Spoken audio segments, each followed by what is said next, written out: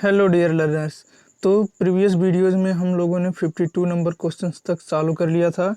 अब हम चलते हैं 53 से शुरू करते हैं। कह रहा है कि which one of the following molecules will have n to pi star transition at the longest wavelength. तो लॉन्गेस्ट वेवलेंथ पर n टू पाई ट्रांजिस्टर रखेगा PHCOPH। क्वेश्चन नंबर 54 है, a strong IR absorption band in the range of 3500 से 3400 centimetre inverse. तो इस range में जो band हमको मिलता है आईआर एब्जॉर्प्शन में वो होता है NH स्ट्रेचिंग का है। Which one of the following spectroscopy is known as magnetic radiation absorption spectroscopy. तो NMR को बोलते हैं। क्वेश्चन नंबर 56 की तरफ चलते हैं। कह रहा which one of the following statement is false for IR spectroscopy. तो conjugation decreases with carbon double bond frequency. Higher the frequency, if more strained the acyclic ring containing carbon double bond group। तो इसका जो सही answer है, electron withdrawing substituent decreases the frequency of carbon double bond.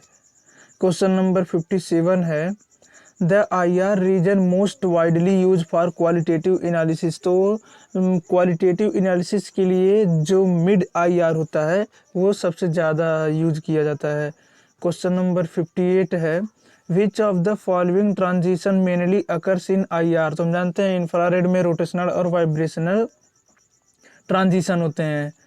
Question number 59 बोल रहा है कि इंटरफेरोग्राम is a plot of. तो किनके बीच में इंटरफेरोग्राम का प्लॉट होता है, तो ये वोल्ट्स वर्सेस टाइम में होता है, वोल्ट और टाइम में।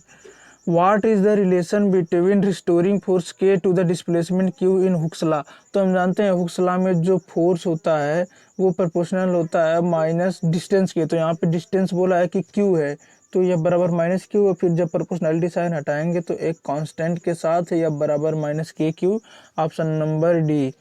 क्वेश्चन नंबर 61 है, HNMR spectrum of mixture of benzene and acetonitrile shows two singlets of equal integration. The molar ratio of benzene ratio एसिटोनाइट्राइल।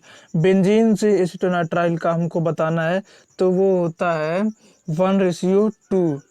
Question number 62 है, 1 HNMR स्पेक्ट्रम ऑफ HD वुड्सो। तो ये triplet दिखाता है intensity ratio 1:1:1 के साथ। Next question की तरफ चलते हैं। नेक्स्ट क्वेश्चन है, इसको ध्यान से देखनी है। 1 HNMR spectrum of a compound with molecular formula C4H9NO2 shows delta 5.30 and 4.10 ppm में है ये, और the structure of the compound that is consistent with the above data. तो अबव डेटा से कौन सा स्ट्रक्चर हो सकता है, तो देखते हैं कि 3 हाइड्रोजन के लिए ट्रिपलेट मिलना चाहिए। ये हम लोग कैसे देखते हैं, जैसे कि अगर CH2 और CH3 है, तो मान लेते हैं ये A है और ये B है। तो इस A के कारण यहाँ पर इसके जो नेबर में है 3 हाइड्रोजन है, तो इसके लिए जो मिलेगा 3+1 यानी एक क्वार्टेट मिलेगा। इसका मतलब ये जो बोला है कि ट्रिपलेट मिलेगा 3 हाइड्रोजन के लिए, यानी कि कहीं पर 3 हाइड्रोजन होगा तो उसके बगल में CH2 होगा, जिसकी वजह से 2+1 करके हमको ट्रिपलेट 3 मिल जाए, है ना। तो देखते हैं किस में है। तो ट्रिपलेट मिलना चाहिए 3 हाइड्रोजन के लिए, तो यहाँ पे देख रहे हैं कि CH3 के बगल में CH2 है, तो 2+1 3 ट्रिपलेट मिल जाएगा। इसमें अगर देखें तो यहाँ पे CH3 है फिर CH2 है, तो इसके लिए भी 2+1 3 ट्रिपलेट मिल जाएगा। और इसमें अगर देखें तो ऐसा कहीं पर भी नहीं है जहाँ पे हमको मिल जाए, है ना। तो ये तो ऑप्शन नंबर C तो एलिमिनेट हो गया। ऑप्शन नंबर डी की तरफ चलते हैं। तो ऑप्शन नंबर डी में भी ट्रिपलेट मिल जा रहा है। अगला है कि 3 हाइड्रोजन के लिए डबलेट भी मिलना चाहिए। तो 3 हाइड्रोजन के लिए डबलेट कहाँ मिलेगा हमको, देखते हैं। 3 हाइड्रोजन के लिए डबलेट,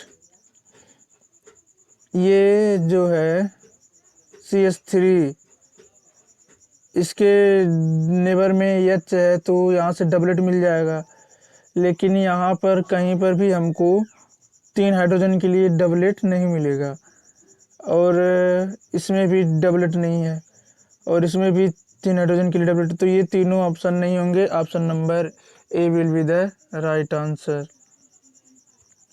क्वेश्चन नंबर 64 है, how many kinds of proton are there in CH3 CH। तो ये जो है CH3 carbon hydrogen double bond, ये स्ट्रक्चर है अपना, और इसमें हमको how many kinds of proton है।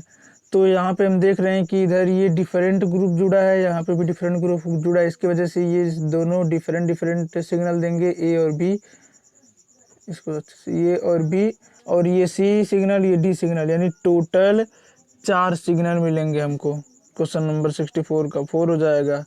क्वेश्चन नंबर 65 है, which of the following molecule will show spin spin coupling in NMR spectra. तो स्पिन स्पिन कपलिंग के लिए जो होता है नॉन इक्विवेलेंट प्रोटॉन होना चाहिए। तो यहाँ पे देख रहे हैं Cl CH2 CH2 Cl equivalent proton हो गया, यहाँ पे Br CH CH Br equivalent हो गया, यहाँ पे भी CH3 इक्विवेलेंट का मतलब क्या है कि उसका जो इन्वायरमेंट होगा सेम होगा। जैसे कि ये CH3 के लिए अगर देखें तो ये CH3 C double bond O से जुड़ा है, ये CH3 को देखें तो ये भी CH3 C double bond O से जुड़ा है, यानी दोनों एक ही जैसे इन्वायरमेंट में है, तो ये सेम काइंड के हैं और इक्विवेलेंट प्रोटॉन है। लेकिन यहाँ पर देख रहे हैं कि CH3 CH double bond O, इसमें जो है इसका इन्वायरमेंट अलग है, क्योंकि ये CH3 CH से जुड़ा है, लेकिन ये CH इधर CH3 CH carbon double bond इधर डबल बॉन्ड O से जुड़ा है, तो ऑप्शन नंबर डी जो होगा वो शो करेगा। क्वेश्चन नंबर 66 की तरफ चलें। The number of signal generated by proton in NMR spectrum of the molecule C3H4। तो C3H4 के लिए स्ट्रक्चर, स्टेबल स्ट्रक्चर अगर हम बनाएं तो वो होगा CH3 carbon triple bond CH। तो 1 2 3 कार्बन भी हो गए और 4 हाइड्रोजन भी हो गए, तो ये एक सिग्नल दे देगा और ये एक सिग्नल दे देगा, तो टोटल 2 सिग्नल हो जाएंगे। 67 नंबर है, the compound CH3CCl2 CH2Cl in its NMR spectra सोच। तो ये क्या शो करेगा, है ना, एक सिंगलेट, 2 सिंगलेट, ट्रिपलेट या क्विंटेट। तो यहाँ पर हम देख रहे हैं कि CH3 के नेबर में C है और Cl2 है, यानी 0, तो ये तो इधर 0 हो जाएगा क्योंकि प्रोटॉन है ही नहीं। अब CH2 और Cl है, तो ये यहाँ पे जो होगा इसका हम बना के दिखा देते हैं। CH3 एक सिग्नल देगा और इसके बगल में कुछ भी नहीं है, तो 0+1 सिंगलेट दे देगा, ये है ना। और ये जो नेक्स्ट है CH2 इसके बगल में Cl है, हाइड्रोजन है ही नहीं, यानी प्रोटॉन है ही नहीं, यानी ये भी 0+1 सिंगलेट देगा, यानी ये दोनों मिलके 2 सिंगलेट देंगे, तो इसका आंसर हो जाएगा 2 सिंगलेट। क्वेश्चन नंबर 68 है, which of the following pair molecule will be NHR inactive. तो अगर कोई भी कंपाउंड मान लेते हैं, कंपाउंड नहीं सॉरी मॉलिक्यूल जो है उसका अगर मॉलिक्यूलर जो मास है वो अगर इवन हो गया तो वो इनएक्टिव हो जाएगा। अगर कहीं पर भी कोई भी चीज़ ऑड हो गया, जैसे कि ये भी इवन होना चाहिए एटॉमिक नंबर और एटॉमिक मास भी इवन होना चाहिए, तो ये इनएक्टिव हो जाएगा। अगर कोई भी ऑड हो गया या दोनों ऑड हो गए तो वो एक्टिव हो जाएगा। तो ऐसा हमारे पास तो जो दिख रहा है हाइड्रोजन का तो एटॉमिक नंबर 1 होता है, ऑड हो जाएगा। ये कार्बन,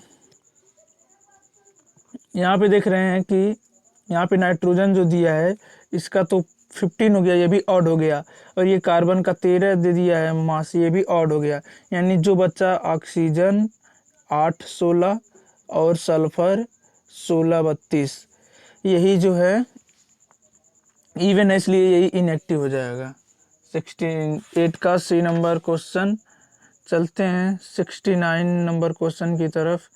ये कह रहा है with regard to NMR out of the following statement the incorrect हमको बताना है। कह रहा है कि जो proton P NMR spectrum of a molecule gives an idea about the kind of proton, एकदम काइंड ऑफ प्रोटॉन देख करके हम सिग्नल वगैरह बता रहे हैं। नेक्स्ट है, ये तो करेक्ट हो गया। The position of peak tells us about the electronic environment, हाँ इन्वायरमेंट भी बताता है वो। The intensities of peak tells us about the number of proton each kind that are present, तो हाँ ये भी सही है। लेकिन क्वेश्चन नंबर डी जो है ये कह रहा है कि the splitting of a peak into several peak does not tales us about the environment. Environment से ही तो हम बता रहे हैं सिंगलेट है कि ट्रिपलेट है, तो यही इनकरेक्ट हो जाएगा option number D. Question number 70 है PMR spectrum of BH4 minus with nuclear spin of 11B equal to 3/2 is, तो ये एक क्विंटेट बताता है। ऑप्शन नंबर सी जो होगा एक क्विंटेट, ये इंटेंसिटी रेशियो है। क्वेश्चन नंबर 71 है a compound shows a PMR peak at 240 hertz down field from the TMS peak in spectrometer operating at 60 milli hertz the chemical shift in ppm. तो जो chemical shift हम लोग देखते हैं PM में वो होता है हर्ट्ज अपान मिली हर्ट्ज। तो यहाँ पे जो हर्ट्ज की वैल्यू है 240 है और मिली हर्ट्ज की वैल्यू जो है 60 है, तो इसको जब डिवाइड करेंगे तो 4 आएगा, यही अपना केमिकल शिफ्ट होगा, 4 का केमिकल शिफ्ट है इसमें। क्वेश्चन नंबर 72 है in NMR spectrum the nuclei in up field resonate at, तो ये लो फ्रिक्वेंसी पर रेजोनेट होगा। क्वेश्चन नंबर 73 है signal splitting in NMR arises from, तो सिग्नल स्प्लिटिंग जो होता है वो स्पिन कपलिंग के कारण होता है। चलते हैं क्वेश्चन नंबर 74 की तरफ। ये है the nuclei that doesn't give NMR signal is, तो नाइट्रोजन 15 मॉलिक्यूलर वेट के साथ जो है ये नहीं एनएमआर सिग्नल देता है। क्वेश्चन नंबर 75 है the distance between the centre of the peak of doublet is called, इसी को हम लोग कपलिंग कांस्टेंट बोलते हैं, तो ये इसका राइट आंसर हो जाएगा। Question number 76 a compound containing only, केवल इसमें कार्बन है, हाइड्रोजन है और ऑक्सीजन है, give rise to the following intensities for peak, तो जो उसका मॉलिक्यूलर वेट है वो 150 है। तो देखते हैं किसका 150 मिल रहा है। जैसे कि इसके लिए अगर हम मॉलिक्यूलर वेट करें तो 9 कार्बन है यानी 12 9 108 है, प्लस 10 हाइड्रोजन है, प्लस ऑक्सीजन का मॉलिक्यूलर वेट 16 होता है तो 2 है, तो ये 32। इसको ऐड करें तो 108 और 32 140 10 150, तो ये तो हो सकता है। और सबका अगर हम लोग चेक कर लें तो ये 8 कार्बन है, तो 12 8 जा 96 प्लस 11 प्लस 32, तो 6 7 2 9, ये 150 नहीं बनेगा। और इसके लिए अगर करें तो 96 प्लस 12 प्लस 16, ये 6286, ये भी नहीं बनेगा। और ये इसके लिए डी नंबर के लिए देखें तो 108 प्लस 12 प्लस 16, 8 2 10 6, तो यूनिट डिजिट तो 6 आ रहा है, यानी इसका भी सम 150 नहीं है, यानी केवल ऑप्शन नंबर ए ही है जिसका 150 बन रहा है, तो यही होगा। ये अगला है कि mass spectrometric data of a compound is given as, base peak है 43 पे, ये लार्ज पीक है M/Z 42 पे, ये M/Z मतलब मास टू चार्ज रेशियो दे रखा है। तो इसके लिए जब हम सॉल्व करेंगे तो CH3 CH2 CH2 Br जो होगा वही इसके अकॉर्डिंग करेक्ट स्ट्रक्चर मिलेगा। क्वेश्चन नंबर 78 है in mass spectroscopy ion analyzers generally operate at pressure 10 to the power -6 mmHg pressure पर ये वर्क करता है। ये बोल रहा है मक लफर्टी रीअरेंजमेंट इन्वॉल्व्स, इसमें क्लीवेज ऑफ बीटा बॉन्ड होता है, तो इस केवल ऑप्शन नंबर ए में है। क्वेश्चन नंबर 79 हो गया। क्वेश्चन नंबर 80 की तरफ चलते हैं। क्वेश्चन नंबर 80 है which of the following statement is false for mass spectroscopy. Mass spectroscopy, तो this technique basically studies the effect of ionizing energy on molecules, या जो इलेक्ट्रॉन का बम्बार्डमेंट करके हम पहले उसको आयनाइज कर देते हैं। पार्टिकल आर, हमको फॉल्स बताना है ना इसमें, particle are characterised by their mass to charge ratio. अभी ऊपर वाले क्वेश्चन में देखा भी हमने, कैरेक्टराइज ही किया था m/e या m/z, दोनों कहीं भी मिल सकता है ना। This technique can be used on all state of matter, ऐसा नहीं है। ये जो मास स्पेक्ट्रोस्कोपी होता है ये गैसियस पे वर्क करता है। तो ऑप्शन नंबर सी जो हो गया वो फॉल्स हो गया। क्वेश्चन नंबर 81 है, who discovered the mass spectrometer. तो मास स्पेक्ट्रोमीटर को जे थॉमसन ने डिस्कवर किया था, और जो ये फ्रांसिस एस्टन है इन्होंने इसको मॉडिफाई किया था। क्वेश्चन नंबर 82 है, mass spectrometer are use to determine which of the following. तो ये मास स्पेक्ट्रोमीटर है तो सैंपल, कंसंट्रेशन, कंपोजिशन से मतलब रिलेटिव मास ऑफ एटम होगा। क्वेश्चन नंबर 83 है, mass spectrometer separates ion on the basis of which of the following. अभी हम ऊपर से देखते ही आ रहे हैं कि m/z mass to charge ratio के बेसिस पे। In mass spectrometer the ion currents are measured using which of the following. तो ये जो होता है इलेक्ट्रोमीटर ट्यूब होगा। क्वेश्चन नंबर 85 है, in which state of matter mass spectroscopy perform. अभी ऊपर हमने बात किया है कि गैसियस में मास स्पेक्ट्रोस्कोपी की, ये तो मास स्पेक्ट्रोमेट्री होता है, लेकिन छोड़िए जो भी लिखा है। डिस्ट्रीब्यूशन लॉ इज अप्लीकेबल इन। तो डिस्ट्रीब्यूशन लॉ जो होता है वो किस में अप्लीकेबल है। तो डिस्ट्रीब्यूशन लॉ जो होता है वो एक्सट्रैक्शन प्रोसेस होता है उसमें अप्लीकेबल होता है। क्वेश्चन नंबर 87 है, the solubility of iodine in water. ये सॉल्युबिलिटी दिया है आयोडीन का वाटर में, और इसका डिस्ट्रीब्यूशन कोफिशिएंट जो है वो दिया है 82। What will be the solubility of iodine in CCl4। तो CCl4 में इसका क्या होगा। तो हम जानते हैं कि जो डिस्ट्रीब्यूशन कोफिशिएंट होता है वो होगा आयोडीन की सॉल्युबिलिटी, ये किसका दिया है, क्लोराइड, टेट्राक्लोराइड बटे वाटर दिया है, यानी कि CCl4 में अपॉन आयोडीन की सॉल्युबिलिटी H2O वाटर में, है ना। तो यहाँ से हमको निकालना है solubility of iodine in CCl4। तो Kd की वैल्यू दे रखी है 82, और यहाँ पे इसको आयोडीन की सॉल्युबिलिटी इन H2O में जो है वो 0.8 ग्राम पर लीटर है ना। तो इसको जब इधर शिफ्ट करेंगे तो ये हो जाएगा 0.8 ग्राम पर लीटर। अब इसको जब मल्टीप्लाई करेंगे 8 2 जा 16, 8 8 64, 65 एंड पॉइंट लग जाएगा 65.6 ग्राम पर लीटर, इसका सही आंसर होगा।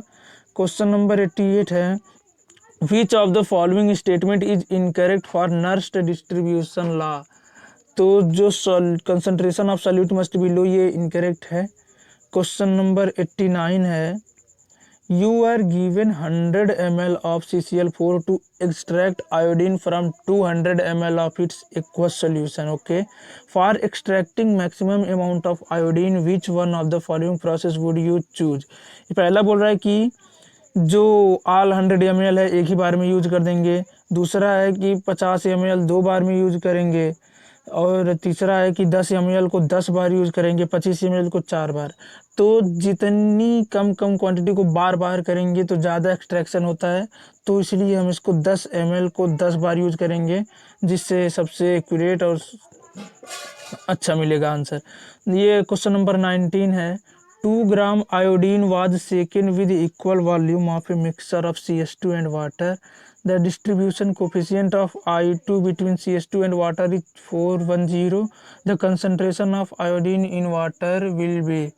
तो यहाँ पर भी वही कॉन्सेप्ट है कि जो डिस्ट्रीब्यूशन कोफिशिएंट है वो आयोडीन की सॉल्युबिलिटी इन CH2 अपॉन आयोडीन की सॉल्युबिलिटी इन वाटर H2O।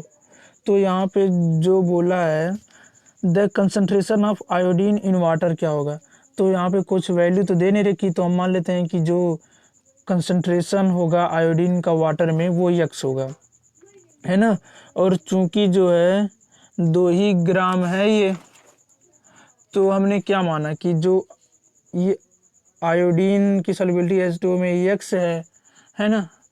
तो वैल्यू हम पुट कर देते हैं।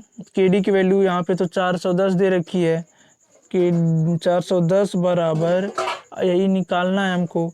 अब एक चीज़ है कि अगर हमने इसकी सॉल्युबिलिटी एक्स है, टोटल 2 ग्राम है, तो इसमें जो होगा वो 2 माइनस एक्स होगा। इसमें जो होगा वो 2 माइनस एक्स होगा। तो 2 माइनस एक्स अपान एक्स। अब इसको जब सॉल्व करेंगे तो ये हो जाएगा 411 एक्स बराबर 2, है ना। तो इसके लिए जब x की वैल्यू होगी तो वो 2/411 होगा। अब इसको डिवाइड करेंगे तो क्या आएगा, इसको जब डिवाइड करेंगे तो सबसे पहले पॉइंट लगाएंगे 0.0486। तो इसके लिए जो x की वैल्यू आई वो 0.00486 आया। तो ऑप्शन के अनुसार अगर इसको करें तो 4.86 इंटू 10⁻⁻3। तो ऑप्शन नंबर ए जो है इसका एकदम करेक्ट आंसर हो जाएगा। अब लास्ट के 10 क्वेश्चन और हैं उनको करते हैं। क्वेश्चन नंबर 91 है, which of the following is not an important property that governs the extent of separation. तो ये होगा radius of gyration. Chromatography is use to separate mixtures को सेपरेट करने के लिए क्रोमेटोग्राफी का यूज होता है। The pattern on the paper in chromatography is called chromatogram बोलते हैं उसको। क्वेश्चन नंबर 94 है, the chromatography is the process for identification, purification and separation of component of mixture on the basis of difference in their in. तो इसमें से किसके basis पे, तो जो एफिनिटी होता है उनका मोबाइल और स्टेशनरी फेज के उसी के बेसिस पर होता है। क्वेश्चन नंबर 95 है, using chromatogram as detector in chromatography a graph is obtained between concentration and time. Concentration और टाइम के बीच में हमको ग्राफ मिलता है। क्वेश्चन नंबर 96 है, which force is involve in the chromatography, electrostatic force, hydrogen bonding, London force. तो all of the above, सभी फोर्स। क्वेश्चन नंबर 97 है, which is not a factor for choosing adsorbent. तो जो इनकी solubility होती है वो हम नहीं देखते हैं, उसका फैक्टर नहीं होता है। क्वेश्चन नंबर 98 है, the component with less affinity towards the stationary phase ये जो होगा ट्रेवल फास्टर। क्वेश्चन नंबर 19 है, ion exchange chromatography is based on the. तो ये इलेक्ट्रोस्टैटिक अट्रैक्शन पर बेस्ड होता है। Last question, which technique is also known as colour writing. तो क्रोमेटोग्राफी। इसी के साथ ये ये क्वेश्चन पेपर हमारा कंप्लीट होता है। तो मिलेंगे नेक्स्ट वीडियो में, तब तक के लिए धन्यवाद, पढ़ते रहिए।